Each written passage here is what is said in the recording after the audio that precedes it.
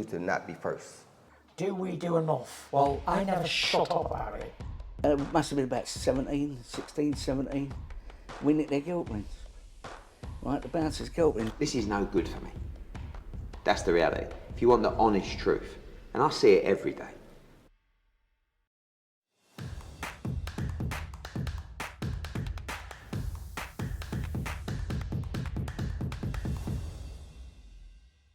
This is Oscar Bevis for IFL TV. Delighted to be joined by Tiernan and Bradley here in Brighton today. Good to see you, my man. Been a while. Is it days like today that make you realise moving to Brighton was quite a good choice? Not really. I can't wait for winter. Honestly, me and this Too pale for this. yeah, this pale white skin just doesn't go with the heat. So I actually can't wait for the overcast clouds to come back. Such a killjoy, man. Such a killjoy. Yeah, it's been a while since I see you. The last time was at the Frank Warren show at York Hall. Yeah, how have you kind of kept yourself from then to now? Yeah, just keeping busy in the gym. I mean, this is the only reason why I'm over in Brighton is train twice a day, go back, sleep. I don't really get to enjoy Brighton that much. So yeah, I've just been training flat out, getting the sparring in, progressing as a professional. I mean, there is some ways to progress as a professional, even though you're not fighting. It's in good quality rounds in and good quality training. I mean, and getting my name out there as well. You know, online, going to some of these big shows and stuff. So yeah, that's how I've been doing it since the last time we spoke. Yeah, we'll talk about the weekend. Obviously, you went to Liam Smith, Chris Eubank too at the weekend. When we spoke at the Frank Warren show, there was potential of you fighting on a Frank Warren show, maybe talks of a promotional deal in the long run, but things just didn't materialise on that side. Yeah, we spoke about it. Was promised a few things. They never materialised. But it is what it is. I mean, this is boxing at the end of the day. A lot of false promises. But yeah, I don't care who I fight with. I don't care what channel I fight with. I just need to get on that platform. I need to show everybody what I'm capable of, and I'll take it from there. And as soon as I fight, I mean, everybody will take notice, and that'll be the way it is. Do you find it kind of a little bit tedious talking about the promotional or managerial stuff? Because I know you want to get in the ring, get on the platform and show what you can do. Obviously, there is so much of this that has to be dealt with. Has there been times where you've just been like, oh, at the end of the day, I've just worked, put the time in the gym, and yet still things aren't lining up for me? I mean, I think every professional boxer can agree, you know, any combat fighter can agree that it's a business. Nowadays, maybe back in the 80s, maybe 90s, you know, you could train full time and fight every 3 weeks. But nowadays, it's just so hard to kind of balance the whole business side of things and the boxing. But look, I'm just trying to keep straight in the gym and allow Scott to deal with everything. But yeah, it's very hard these days to kind of keep the head straight regarding business and boxing. I know there was potential for you fighting on the COLIN show as well. Seems like I'm just kind of using this interview to throw out things that might have happened, yeah. There was potential for you to fight on the COLIN show as well, and again, that was another thing that kind of didn't line up. Yeah, I mean, it is what it is. I mean, look, everybody kind of gets, like, Jimmy rang me and says, look, this is what I've had to ring people on a day's notice, so 2 weeks' notice wasn't that difficult. You compared to other people's, you know, problems, but it is what it is. I mean, I'm just looking forward to getting out there. Like, I know how hard it is for some promoters as well, trying to put on the shows and trying to give everybody slots, especially when you're not signed to them as well. So I guess I just need a plan. I wanted to keep busy getting on that Conan show. I know it wasn't a TV show, but I wanted to keep busy and get out there and step up the opposition. And it would have been a good fight. We had Cedric Payne lined up for that. Cedric Payne's a tough opponent. I think the last time he fought, I think he had a knockout win in his last fight a few months ago, but before that he fought Echo Usman for the IBF European welterweight title, and and we also remember him from the two Conor Ben fights, which were pretty tough, and Conor Ben's up and coming. But yeah, look, I'm just looking forward to, like, I'm stepping up into 8-rounders now, so I know a lot of these fights won't go to 8, but it's just nice to say that you're into the 8-rounders then. This might sound a bit of a stupid question, because even if you take out the kind of big television shows that there are thousands of shows a year across the UK and Ireland. But do you kind of think sometimes there's perhaps too many boxers for not enough shows? Because I speak to countless boxers who say they just can't seem to get things right, almost like too many boxers for too little shows.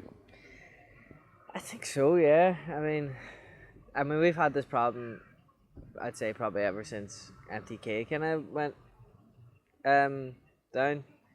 Like all the MTK, a lot of the boxers there, and then as soon as everybody split from them, it was just like an overflow of boxers trying to get on shows and trying to get signed and stuff like that.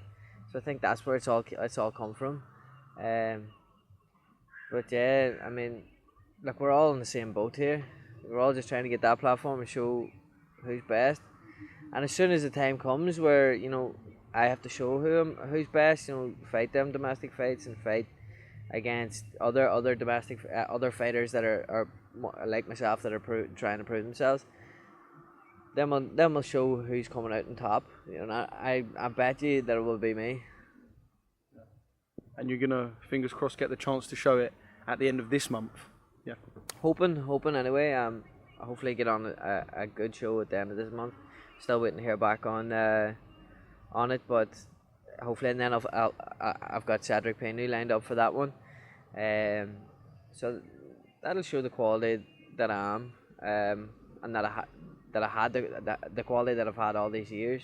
As people start taking notice, and that's just all I've wanted to do, is get people to take notice of me and see the talent that I have. Man, I don't get it. Promoters, look him up and get hold of this man. I don't get it. Yeah, talking of shows, you went to the big one at the weekend. We'll talk about the actual fights in a minute, but just kind of the big fight feel, Manchester Arena, massive, what is it, like 26, 27,000 people. Watching it through the TV, it looked electric. It must have been brilliant in the arena. Absolutely. I mean, I was at the first fight as well. I was ringside for the first fight. I think. Did this feel bigger? Yeah. There's the storyline and yeah. It felt bigger the second time, but because the first time we all thought we all thought Eubank was gonna win it easily, just on pure size, talent. Liam Smith coming up from 154. And stuff like that, but like I think there might have been about 10 or 12 Eubank supporters amongst how many Smith supporters, and every punch Chris was catching him with, we were like, oh, and we were looking back. I was actually chatting to Jax O'Neill was there with one of Beefy's promoters, and I was with Luke about. Me and Luke was supporting Eubank. Jax was obviously with Beefy sponsors, and we kept looking back at them, going, "Oh, that was a good punch! Oh, that was a good punch!" And then when the punch finally came to put Chris down, they all jumped up and grabbed us and was jumping all on top of us, and we were pissed off. So it was great to kind of, although we didn't see them this time, or we weren't around a lot of the Smith fighters, it was great to see the revenge this time, and it was much more clinical performance, much more switched on performance. And it was great to see the Eubank train rolling again. Do we need a trilogy, do you think?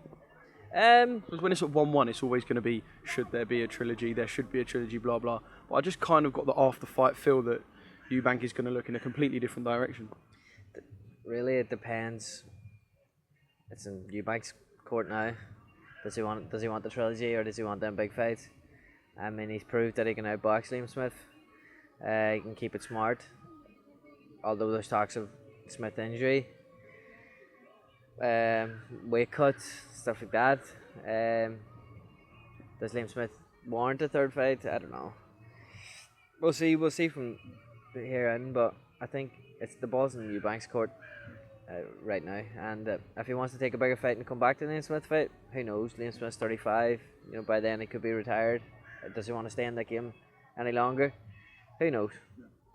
It was a great win for Chris, and he did look really good. Adam Azim was on the card as well, building himself nicely. Clearly kind of like Sky's star boy. It's so obvious to see how much they believe in him, pushing him, putting him on the big cards, putting him on good slots on the big cards. What have you made of not just his performance at the weekend, that he went the distance, but kind of the journey of Azim so far? Yeah, I nearly missed his fight. Funny enough, I was up in one of the boxes. It was actually McGregor's box for Ford Stout. And I was up seeing some of the guys, the reps for him, Paul.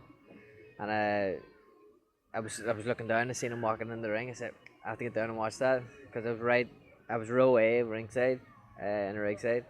So I want to get down and see it up close and personal. And keep an eye on his progress. But I thought it was a nice performance. I mean, the other guy gave him some trouble. Fanyan is a tough guy. Ukrainian, Armenian. These guys don't come to lie down, unfortunately, and this guy proved it. Azim kind of slow start, couldn't really deal with it, and then slowly built his way in. His fitness took over, his sharpness took over. Would have liked to see a little bit more of a punch combination rather than the same thing over and over again, but good 10 rounds in the bank, which was good. To not be first. Do we do enough? Well, I never shut up about it. It must have been about 16, 17. We nicked their guilt rings. Right, the bouncers guilt rings. This is no good for me.